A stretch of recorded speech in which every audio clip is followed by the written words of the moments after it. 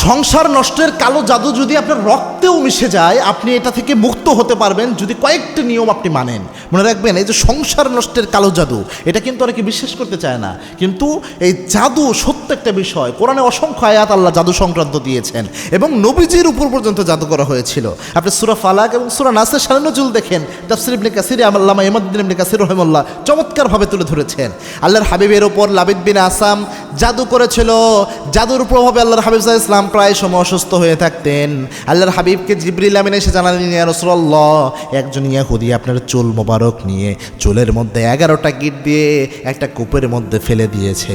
ওই চিরুনিটা আল্লাহর হাবিব উঠালেন এবং ওই চুলের যে 11টা গিট রয়েছে, 11টা গিট খোলার জন্য আল্লাহ পবিত্র কোরআনের 11টা আয়াত নাজিল করলেন, সূরা ফালাক এবং সূরা নাসের 11টা আয়াত আল্লাহর হাবিব যখন পড়লেন, সাথে সাথে জাদু নষ্ট হয়ে গেল, সাথে সাথে জাদু ভ্যানিশ হয়ে গেল। তার মানে জাদু নবীজির উপর পর্যন্ত করা হয়েছে। আমরা তো সাধারণ মানুষ, সুতরাং জাদু হয়, সংসার নষ্টের জাদু অনেকেই করে থাকে হিংসার বশবর্তী হয়ে। সুখে আছে, এটা সহ্য হয় না, তখন হিংসার বশবর্তী হয়ে জাদু করে। তবে মনে রাখবেন, যে জাদু করে, যে জাদু করায়, দুইজনের ঈমান সাথে সাথে শেষ, সাথে সাথে নষ্ট হয়ে যায়। এজন্য জাদু যারা করে তারা মরার আগে হলেও এটার সাজা ভোগ করে তারপরে মরতে হয় এবং তাদের ঈমান থাকে না, ঈমানে হালতে মৃত্যু হয় না। এজন্য এটা খুব মারাত্মক ক্ষতিকারক একটা বিষয়। তো জাদু যদি আপনার উপর হয়, দেখেন প্রায় সময়ে সংসারের মধ্যে অশান্তি থাকে, স্বামী স্ত্রীর মনোমালিন্য হচ্ছে, স্বামী স্ত্রীর সাথে ঝগড়া লেগে থাকতেছে, এরকম সমস্যা হলে বুঝতে পারবেন সংসার নষ্টে জাদু হইতে হয়েছে।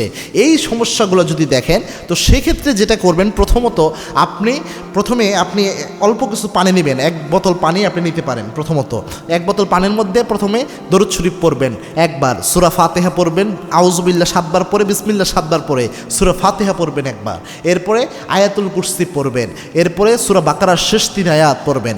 এর মধ্যে সূরা বাকারার 102 নম্বর আয়াতটাও ঢুকাতে পারেন, এটা গুরুত্বপূর্ণ। ওয়াত্তাবাউ মা তাতলু শায়াতিন আলা মুলকি সুলাইমান ওয়া মা কাফারা সুলাইমান, এই যে আয়াতটা রয়েছে, এটা জাদু নষ্টের জন্য গুরুত্বপূর্ণ ভূমিকা পালন করে। এই আয়াতটা পড়তে পারেন। পাশাপাশি আপনি সূরা মুমিনুনের শেষ 4 আয়াত পড়বেন, এরপরে সূরা কাফিরুন, সূরা ইখলাস, সূরা ফালাক, সূরা নাস এটা পড়বেন, এরপরে বিসমিল্লাহিল্লাযী লা ইয়াদুররু মা ইসমিহি শাইউন ফিল আরদি ওয়ালা ফিস সামা ওয়া হুয়াস সামিউল আলিম, এটা 3 বার করে পড়বেন। এর ওই যে কাফিরুন, ফালাক, নাস এগুলোও 3 বার করে পড়বেন। পরে এই বোতল পানিতে ফু দিবেন। এরপরে এই পানিটা আপনি যে বালতির পানিতে গোসল ধন, ওই বালতির পানিতে এটা ঢেলে দিবেন। এরপরে ওই বালতির পানি দিয়ে প্রতি সপ্তাহে মিনিমাম 1 বার করে এইভাবে গোসল ধুতে থাকবেন। দেখবেন ইনশাল্লাহ জাদু আস্তে আস্তে কেটে যাবে। এরপরেও যদি কাজে না দেয়, আর নিজেকে তো নিজে ঝাড়ফুঁক করবেনই, এরপরেও যদি কাজে না দেয়, তাহলে মিনিমাম একজন ভালো আলেমের কাছে রুকিয়া করবেন, কোনো কবিরাজের কাছে যাবেন না। কবিরাজের কাছে গেলে আরও টাকা নষ্ট হবে, আর ঈমান নষ্ট হয়ে যাবে।